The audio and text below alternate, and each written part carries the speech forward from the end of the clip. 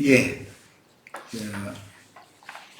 마태복음 6장 지표자리 2번 자료의 5페이지. 지난번에 빌레몬서 1장 18절로 19절 읽고 마쳤는데 오늘 거기서부터 소급해서 성경이 말하는 죄 지은 자라고 그랬는데 이 말은 빚진 자라는 뜻이다. 성경에서 빚을 진다는 것은 속세에서 보면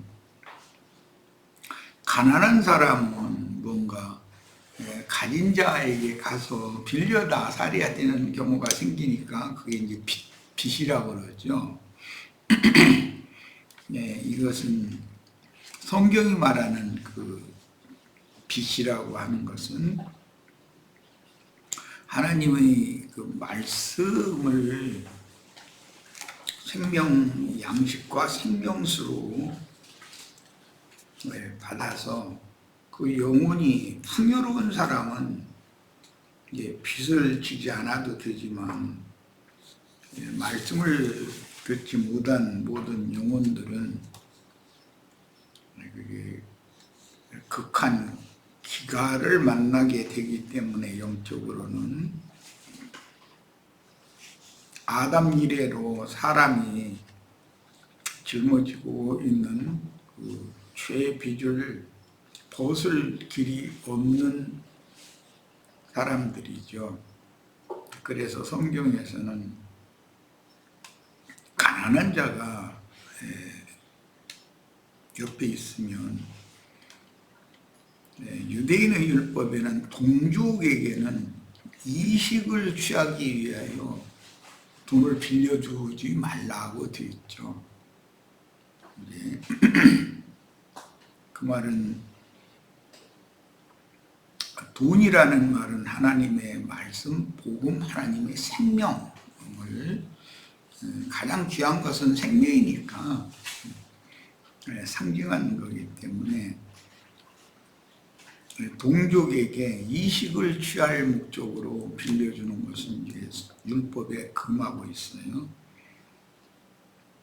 그럼 이제 하나님 그 율법 말씀을 오남용하게 되면 문자대로 이것을 이렇게 받아들이게 되면 유대인 사회에서 정말로 너무 형편이 힘들고 어려워도 돈 빌리러 갈 수가 없죠. 왜냐하면 자기 이식도 받을 수도 없는데 괜히 빌려주면 자기만 손해난다 이제 이런 결과가 되기 때문에 그래서 하나님 말씀을 그렇게 말씀을 주신 하나님의 그 의도를 살펴야 되는 것이지 문자대로 세상적인 해석을 하나님 말씀인 성경을 해석을 하면 가난한 사람 그냥 죽어야 된다 그런 결론이 나오게 되는 거잖아요. 그래서 이 성경을 문자대로 조문이 율법이다 그러는데 문자대로 타락한 인간의 본능으로 아는 지식에 따라서 해석을 하면 오히려 빈부의 간극을 더 크게 만들고 부한자만의 세상, 가진 자만의 세상이 되게 만드는 그런 아주 몰인정하고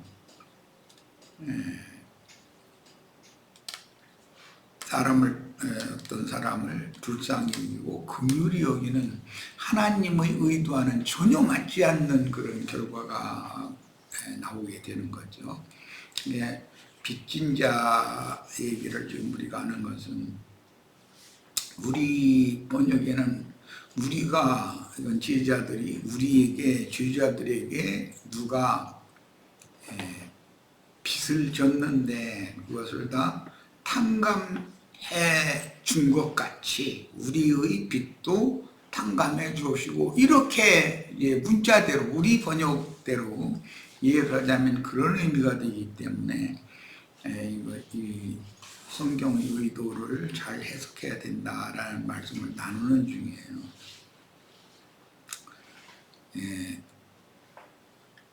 빚졌다라는 이 말은 제자들은 모든 죄인들을 중의 하나였었기 때문에 예언된 메시아께서 오셔서 천국 복음을 들려주시고 믿는 자에게, 이제 여기서는 제자들에게 그들이 과거에 이미 범한 모든 범죄들을 성경의 약속에 따라서 일방적으로 다 탕감해 주시지 않았으면 죄자들도 동일하게 빚진 자죠. 그런데 제자들은 주님 앞에 죄의 빚을 탕감받고 죄인들이었지만 부르심을 받고 사도들로 세우심을 받아서 지금 다시 이 전국 복음을 전파할 사명을 맡겨서 파송을 해야 되는 그런 주님의 의도가 기도를 가르쳐준다기보다는 명하신 분부하신 말씀 속에 들어있다. 하나님의 의도를 오해한 사람들이 신학적으로 교리적으로 주기도문 강해 해가면서 많은 말들을 하고 있지만 정작 하나님께서 제자들에게 분부하신 너희는 이렇게 기도해라 라고 하신 이 말씀을 바르게 해석하는 사람을 나는 아직은 못 봤어요. 몰라 어디에 숨어 있는지는 모르겠으나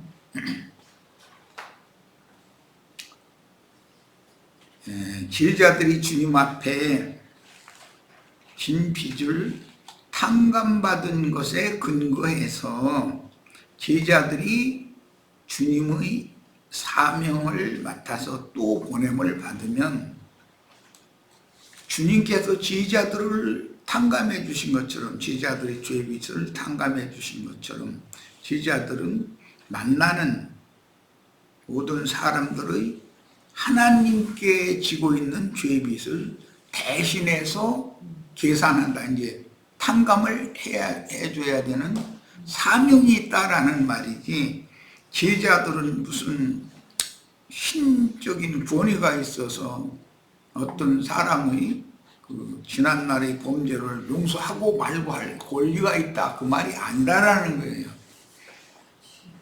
이 말이 이제 잘 이해가 되어지지 않으면 소위 오늘날 로마 교회에서는 고해성사라고 하는 것을 하죠. 사람이 용서를 해줄 수 있다고 생각하는 걸로 가르치다 보니까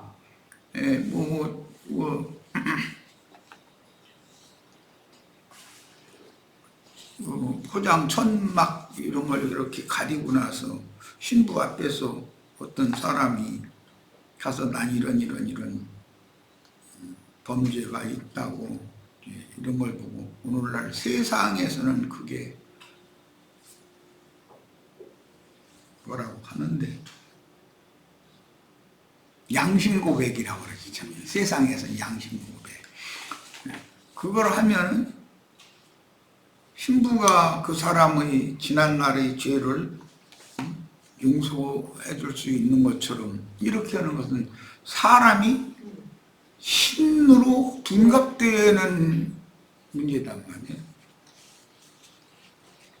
인간이 과거에 저지른 모든 범죄를 용서해 줄 수 있는 것, 즉 구속 지난 죄들을 사면한다, 용서한다, 구속이라고 그러는데 구속할 수 있는 권세는 예수님에게 있는 것이지 사람에게 있는 것이 아니에요. 사람은 예수님의 그 사명을 위임 맡아서 예수님께 용서를 받을 수 있도록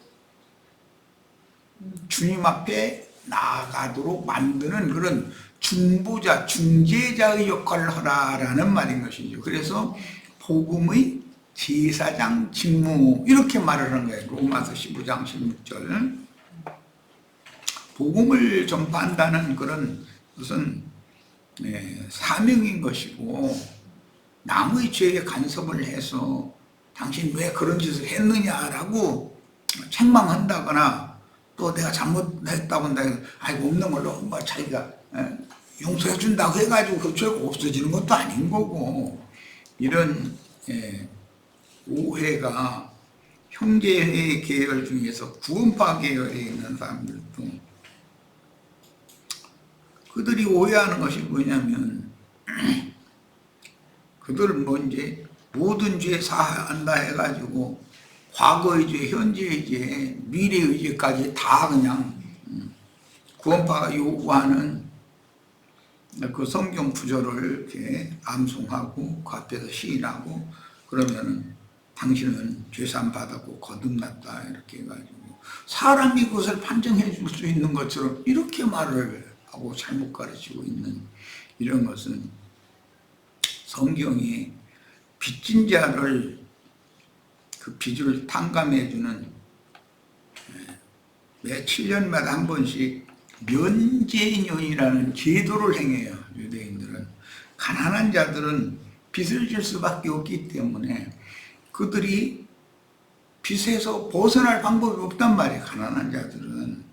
그러니까 하나님의 법으로 7년마다 한 번씩 면제년이라는 제도를 실행했고, 그 면제년은 안식년이라고 또 표현을 하죠. 면제년이, 즉 안식년이 7번 지나가면 희년이 오는 거예요. 이런 제도는 모든 사람에게 하나님의 뜻은 회개하고 복음을 믿기만 하면 그 어떤 범죄라도 다 하나님 앞에서 하나님의 말씀에 근거해서, 즉 하나님의 권위에 의해서 용서받을 수 있는 그런 구원의 길을 성경이 마련해 놓고 있다.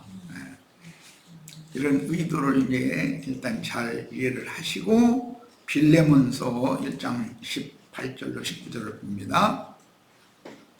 그가라는 건 빌레몬의 종이었던 오네시모죠. 빌레몬 집의 청지기면은 이제 또 집사라고 해가지고 가정 총무, 요셉이 가정 총무 집사 노릇을 했었죠. 이런 것처럼 그 집안의 살림을, 모든 그 집안의 하인들을 잘 지휘해서 살림을 맡아서 책임지고 해나가는 그런 사람을 이제 청지기 종이라고 그러죠. 아브라함 집에 많은 종들이 있었지만 엘리에셀이라고 하는 청지기 종이 있어서 그 청지기에게 많은 종들을 딸려 보내면서 이삭의 아내 될 사람을 구해와라 해서 그 청지기로 보낸 이야기가 나오죠. 빌레몬은 부잣집이었었고 많은 종들이 있었는데 청지기 종이었던 오네시모가 빌레몬 집안의 이제 어떤 재물을 빼돌렸다는 뜻이죠. 그래서 로마로 도망을 간 거죠. 로마로 도망가가지고 또 감옥에서 갇힌 사람들 밥도 날려주고 하는, 또 여전히 로마 황제의 종이 된 거예요. 자, 그래서 그가 만일 오네시모가, 빌레몬의 종 오네시모가 만일 네게 불의를 하였거나라는 것은 그 주인에게 의롭지 못한 짓을 했다, 말하자면 훔쳤다 그 말이죠. 빼돌렸다. 네게 빚진 것이 있거든 빼돌린 돈만큼은 빚이 된 거죠. 그것을 내 앞으로 계산하라. 이제 이런 말씀들은 이제 복음적인 해석을 해야지. 바울도 지금 현재 감옥에 갇혀 있는 사람인데 무슨 돈이 있어서 오네시모가 빼돌린 돈을 자기가 다 갚겠다고 나한테 계산하라고 그러겠어요. 히브리서에서도 보면 교회 인도자들에게 양무리는 순종하는 걸 배워야 된다, 이런 말씀을 하면서 교회의 인도자로 세움을 받은 자들은 양무리들 각자가 하나님과 계산을 해야 되는 그 죄빚을 본인이 짊어지고 하나님 앞에 나가서 계산을 하는 거다, 회개한다 이렇게 했는데 계산을 하는 거다 그랬어요. 그런 의미를 알아야 된다. 그것은 중보를 한다라는 뜻이요. 하나님께 우리가 본죄 죄들을 많이 저지른 것을 예수님이 중보자로서 대신 책임을 지는 것 같은 그런 사명이 제자들에게 또 전가된다, 이어진다, 지금 그런 내용이란 말이에요. 자, 나 바울이 친필로 쓰노니 내가 갚으려니와. 그러면 지금 바울은 속세의 돈을 갚는 얘기를 지금 염두에 두고 하는 말이 아니라는 걸 알 수가 있죠. 내가 이 외에 네 자신이 내게 빚진 것은 바울에게 빌레몬이라는 그 골로새의 부자, 즉 그 부자가 바울에게 돈 빌려서 써서 빚진 적은 없잖아요. 바울이 지금 말하는 것은 모든 인간은 다 하나님 앞에 죄빚을 지고 있는데 바울이 빌레몬에게 전도를 해서 빌레몬을 죄의 빚에서 용서를 받게 해주신 것, 이것이 가장 큰 빚에서 짊어진 빚을 탕감받은 것이란 말이에요. 그런 개념으로 지금 바울이 말하는 거예요. 내게 빚진 것은 내가 말하지 아니하노라. 이런 정도로 해도 빌레몬은 지금 바울이 무슨 말을 하고 있다라는 걸 알아들을 거라는 말이죠. 그만한 믿음성이 있는 사람이니까 편지를 이렇게 보냈겠죠, 당연히. 히브리서 13장 17절에 보면 인도자들은 자기에게 맡긴 양들의 빚이라는 것은 죄빚을 말하는 거예요. 죄값을 자신이 주님께 청산을 해야 된다. 여기 청산을 계산해야 된다. 이건 이제 대표권이라고 그러죠. 이것은 뭐 우리는 다 어른들이니까 자식이 나아가서 뭔가 잘못을 해서 누구에게 피해를 입혔으면 어머니, 아버지가 당연히 자기 자식이 남에게 입힌 피해를 충분하게 보상을 해야 된단 말이에요. 그런 것은 대신 갚는 것이잖아요. 왜? 아버지니까, 어머니니까 생명의 결탁이 됐기 때문에 그렇게 하는 거잖아요. 그런 이치다, 지금. 이게 우리에게 빚진 자를, 우리가 우리에게 빚진 자를 탕감하여 주는 것 같이, 전도를 하는 입장을 말하는 거예요. 전도를 하는 것을 탕감하여 주는 행위라고 본다, 이런 말이에요. 주는 것 같이 우리의 죄들을 탕감하여 주시라고 이렇게 기도를 하라고 그랬어요. 이 말이 굉장히 어려운 표현이기 때문에 말씀을 시간을 들여서 나누는 거예요. 본문에서 빚이라는 용어는 구속사의 용어이기 때문에 이것은 구속사의 용어는 죄빚을 용서받느냐, 죄빚을 그대로 지고 있느냐, 죄의 권세로부터 해방받지 못하느냐, 죄의 권세로부터 자유자로 해방을 받느냐의 문제단 말이죠. 세상적인 사고로 해석하면 성경의 의도가 뒤틀리는데, 제자들은 그들의 모든 죄값을 주님이 대신 갚아주셨으므로 하나님께 모든 인간이 죄를 졌잖아요. 제자들도 하나님 앞에 죄인들이 빚진 자들이었잖아요. 그런데 예수님이 중보자로서 대신 갚았다 이거예요.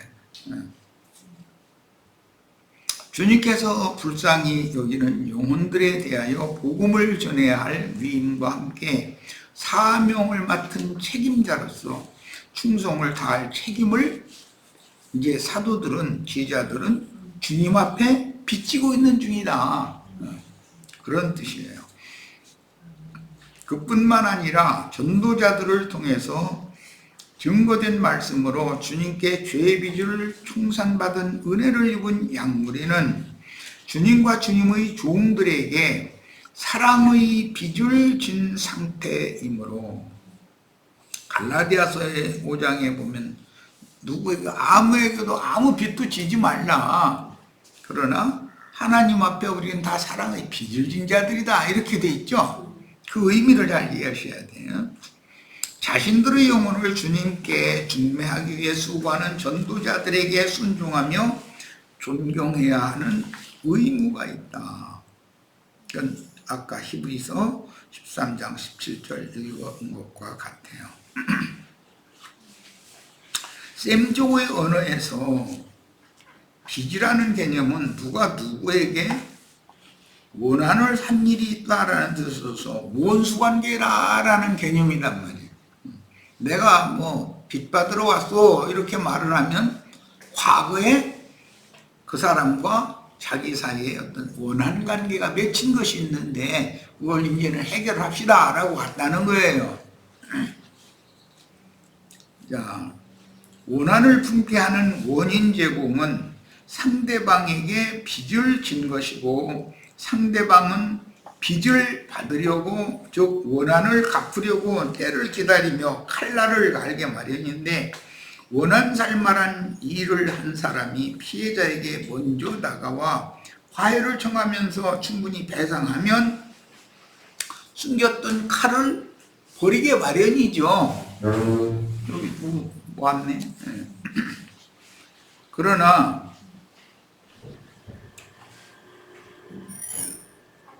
누구에게 원한을 맺어놓고 그 사람은 뚱뚱거리면서 잘 살아. 그러는데 원한을 맺은 그 빚받을 것이 있는 사람은 그 원한을 맺은 일로 인해서 많은 피해를 받아가지고 말도 못하는 역경과 고난을 계속 겪었어. 그러면 하나님 앞에서 떳떳하기 위해서는 그 사람한테 자기의 잘못을 먼저 고해야죠. 그리고 피해를 입힌 거에 대해서 충분히 보상을 해야 되는 거예요. 이제 속세의 일로 예를 들어보겠습니다. 어떤 사람이 괜히 뭔가 상대방을 이렇게 헐뜯기를 좋아하고 남의 어떤 흠과 허물이 조금이라도 보이면 그걸 들춰내기를 좋아하고 그런 사람이 있어. 그것은 원한을 사게 하는 원인 제공을 한 사람이잖아요. 그런데 그 사람은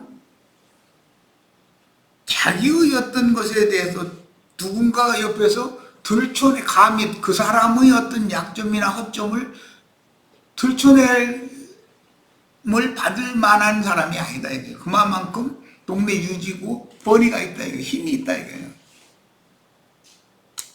그러면 그 사람은 습관적으로 남의 잘못에 대해서는 들춰내는 짓을 함부로 하고 광고하는 짓을 함부로 하고 그랬는데 본인의 잘못을 누군가가 어떤 힘에 의하여 눌리는 자가 들춰내지 않기 때문에 기고만장할 수가 있는 거죠. 그런데 하나님께서 그가 보호에 지나치게 언행이 하나님이 이 사람은 좀 더 이상은 용납하면 안 되겠다 싶으면 하나님이 개입을 하시면 그 사람의 그 권위나 존경받던 그런 것이나 뭐 모든 게 다 날아가 버리고 자기 집에 무슨 살던 사람이 자기 집 재산을 조금씩 다 사고 자기 딸도 머슴한테 혼인시켜야 되고 전에 같으면 어림도 없죠. 대갓집 어디서 중매나 들어오면 이렇게 응아까 이 머슴놈이 당신 딸 내 사랑하니까 나 혼인시켜달라고 그러면 너 미쳤느냐 그러고 매질이나 하고 쫓아내버렸을 거 아니야. 그런데 상황이 반대가 될 수가 있는 거예요. 얼마든지 하나님이 개입하시면. 그렇게 될 때 그 사람이 원한을 맺었어요. 예를 들어서 맺은 거에 대해서 내가 여태까지 오늘날까지 말하고 싶은 게 수도 없이 많지만 내 힘에 밀리기 때문에 입 밖에 발설도 못하고 이렇게 당하면서 살아왔는데 이제라도 과거의 나에게 그렇게 함부로 대하고 애쓴 것에 대해서 사과한다는 말 한마디 꼭 듣고 싶다. 예를 들어서 그래. 그러면 정직하게 시인을 해야죠. 그러면 원한 관계 해소되는 거 아니에요. 그런데 자존심이라는 것이 강한 사람은 네가 나한테 지금 빚 내놓으라고 빚 받겠다고 할 만한 그런 수준이 되냐 이런 식으로 멸시하는 말을 또 해버려. 그 자리에서 예를 들어서 그러면 그 사람과 빚 받을 것이 있는 사람은 해결이 안 나는 거죠. 이런 것을 잘 생각을 하셔야 돼요. 하나님과 우리 죄인들의 관계가 그렇다는 거예요. 그런데 하나님은, 예수님은 항상 세상의 대인들, 힘 있는 자들, 그들에 의해서 멸시당하고 함부로 취급당하고 하는 그들을 변호해 줘, 그들을 중재해 주러 오신 것이지 세상에서 힘께 나서는 대인들 그들을 위해서 그들 편에 서주려고 그런 불법한 그런 짓을 하러 오신 분이 아니잖아요. 이러니까 이제 다음 단락 읽어납니다. 원수를 갚으려고 상대에게 빚받을 자가 나타나면 원한을 맺은 자가 원수를 갚으려고 나타나면 빚을 받으러 온 것인데 원한을 품은 사람이 칼을 들고 나타나기 전에 화해를 정하며 충분한 배상을 하는 것이 본문에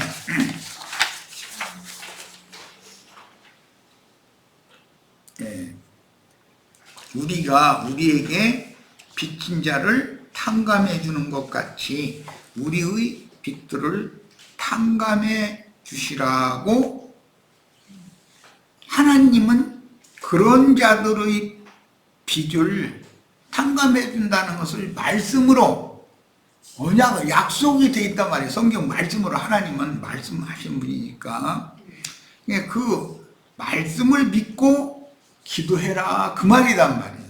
그런데 이런 말씀을 오해를 하면 세상에서는 똥기 내면 쑥낸다고 자기가 누군가가 반기를 들고 이건 해도 너무하는 거 아닙니까 해가면서 함부로 해도 된다고 생각했던 사람이 견디다가 이렇게까지 하실 수야 없지 않습니까 하고 말하면 오히려 더 짐을 올려버릴 수도 있죠. 상대방은 빚받을 것이 더 많아지는 거예요. 이제 그렇게 할 수가 있는 거예요. 야, 항상 원인 제공은 뭘로 하느냐? 사람과 사람의 인과관계에서는 말 때문이다. 말 조심해야 내가 자꾸 그러죠. 특히 부모 자식 간에, 남편과 아내 간에 가까운 사이일수록 말 조심을 해야 돼. 말로 상처를 입히는 것 때문에 원한이 속에서 누적되는 거다 이거예요. 그것을 풀어야 된다 그런 말이에요. 당연히 오늘 이제 이런 말씀을 잘 적용해서 혹시 남편에게 나랑 같이 친근하게 지내는 부모에게, 자식에게 내가 습관적으로 말을 함부로 해서 상대방에게 원한을 산 일이 누적시켜놓고 있지는 않은지를 잘 본인을 살펴보시고 어떻게든지 해서 기회를 잡아서 먼저 손을 내밀고 화해를 먼저 청해야 돼요. 원인을 제공한 사람이 뭐 큰 어떤 걸로 원인 제공하는 것이 아니니까 말을 습관적으로 상처를 입히는 말을 함부로 하는 거예요. 그런데 본인은 그냥 아무것도 아니라고 생각하고 그냥 넘어가나 상대방은 그게 누적될 수가 있다는 거예요. 이 점을 잘 생각을 하시길 바랍니다. 자, 그 다음에 우리가 우리에게 빚진 자를 탕감하여 주는 것 같이 이것은 전도를 하는 것 같이 그 말이에요. 사실은 이런 표현을 오해하면 제자들이 개인적인 원한이나 사감을 누구와 맺은 개인적인 원한이나 사감을 용서해 준 것을 근거로, 용서라는 것은 내가 잘못했다, 원인 제공을 한 사람, 내가 말을 함부로 했다 그러면 남편에게 함부로 했다 그러면 남편에게 내가 요즘 생각을 해보니까 당신한테 말을 너무 함부로 하고 살아왔다. 앞으로 내 조심할 거니까 없던 거를 좀 해줄 수 있으면 좋겠다. 이렇게 먼저 손을 내밀어야 된다. 원인 제공한 사람이 손을 내밀어야지 원한을 맺은 사람이 손 내밀 수는 없는 거잖아. 이런 원리를 잘 생각해야 돼요. 그러니까 회개하고 복음을 믿으면 용서를 받는다라고 하는 것은 하나님의 약속이기 때문에 하나님의 약속에 근거해서 복음을 들으면 믿음으로 이걸 받아들여야 된다 이거예요. 그것이 화해의 악수를 청하는 거다 그래요. 예수님께. 그런 의미를 잘 이해하셔야 되겠어요. 자, 요한복음 20장 21절은 다음 시간에 이어서 말씀을 나누기로 하고 잠시 쉬었다 이어가겠습니다.